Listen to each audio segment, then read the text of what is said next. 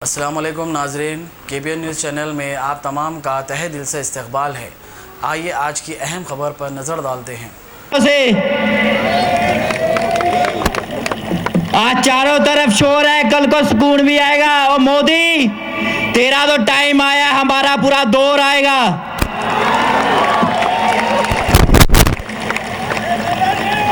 जो कुछ दिन पहले यहाँ पे एक CAA के स्पोर्ट की रैली हुई थी, जो मुस्लिम भाइयों से पेपर मांग रहे हैं वो उन्हीं का स्टेडियम यूज कर रहे हैं। अगर आप पेपर मांग रहे हो तो पहले ये स्टेडियम किसका है वो देखो।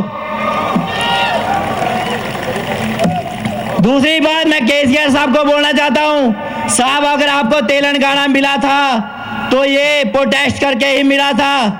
लोगों ने लाठियां भी खाई थी, लोगों ने गोलियां भी खाई थी, लोग जख्मी भी हुए थे, लोग मरे भी थे। आज आप बोल रहे हो साहब प्रोटेस्ट करना नहीं, आपको परमिशन नहीं दे रहे।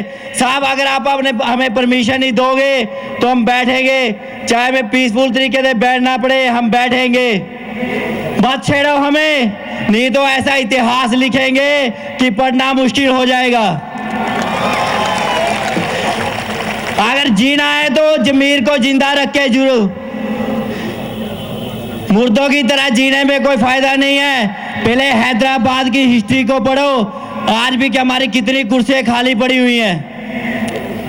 मैं जो भी हमारा लाइव सुन रहा है साहब, अगर आज आप यहाँ पे पहुंच गए तो कल को आपको कहीं जाने की जरूरत नहीं पड़ेगी।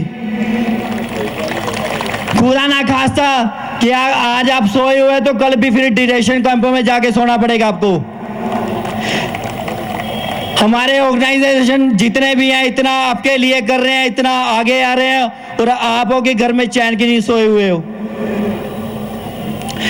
अगर जीना है तो अनक से जियो, मरना है तो शान से मरो, कि कल को आप बोल सकते हो साहब हम कुछ करके मरे हैं। जीना है तो अनक से जियो, अपनी जमीर को जगा के जियो। जुल्म करने वाले से ज्यादा जुल्म सहने वाला दोषी होता है। अगर आप आज जुल्म सह रहे हो तो आप सबसे बड़े दोषी हो। तो मैं ज्यादा बातें नहीं रखूंगा, एक मेन पॉइंट आपको बोलना चाहता हूं। मैं पहले एक नारा दूंगा, इनकलाब। साहब इतनी आवाज आनी चाहिए, उस गुंडे को भी दिल्ली में सुनना चाहिए, और तड़ी पार गुंडे को भी वहां पे सुनना चाहिए। इनकलाब, इनकलाब, इनकलाब। एक मैं आपको मैसेज देना चाहता हूं, आने वाली 15 मार्च को एक तड़ी पार गुंडा हैदराबाद में आ रहा है। एक तड़ी पार गुंडा हैदराबाद में आ रहा है, और मैं पूरे यूथ को एक रिक्वेस्ट करूंगा कि आप पीसफुल तरीके से अपने घरों से बाहर निकलो, ब्लैक फ्लैग लेके निकलो, कि उस तड़ी पार गुंडे को मालूम हो जाए कि हैदराबाद की अवाम अभी सो नहीं रही, हैदराबाद की अवाम अभी जिंदा है। और मैं सतपाल सिंह खालसा, यूथ वेलफेयर तेलंगाना और यूनाइटेड सिख पार्टी, चाहे हमारे यहाँ पे आज कई सिख भाई आज भी सोए हुए हैं, तो मैं इनको एक रिक्वेस्ट करना चाहता हूँ साहब, गुरु गोविंद सिंह जी ने ऐसा खालसा सजाया था कि जब भी बेकसूरों पे जुल्म होगा तो खालसा आगे आएगा।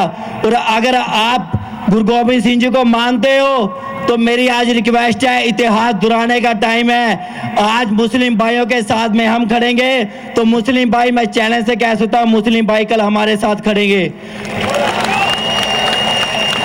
खड़ोगे या नहीं? क्योंकि अगला कानून जो मुझे मालूम है वो सिख कौम पे आने वाला है, और जैसे सिख कौम अभी सो रही है तो कल आपको सिख कौम को भी जुगाएगा इनको ही। अगर आज सिख कौम मुस्लिम कौम के साथ में खड़ेगी तो मैं इतना दावे से कह सकता हूँ, ये कौम ऐसी कौम है जो मोहब्बत बांटती है। अगर आप मोहब्बत दोगे तो मोहब्बत मिलेगी, तो अगर आप जुल्म करोगे तो फिर हमें मजबूर मत करना।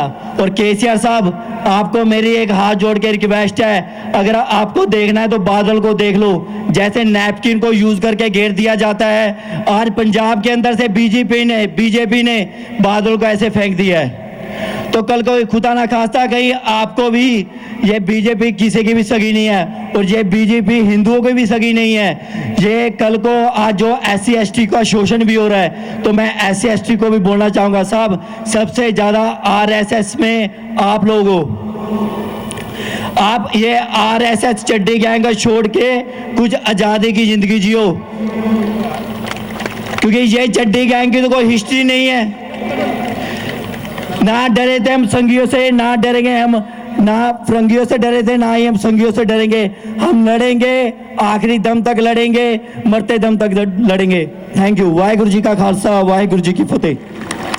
अगर आपने हमारे चैनल को अभी तक सब्सक्राइब नहीं किया है तो यहाँ पर रेड कलर का सब्सक्राइब बटन दिख रहा है, उसे क्लिक करें और हमारे चैनल को सब्सक्राइब कीजिए और साथ ही साथ बेल आइकन को भी क्लिक कीजिए, जिससे आपको ताज़ा अपडेट मिलती रहे।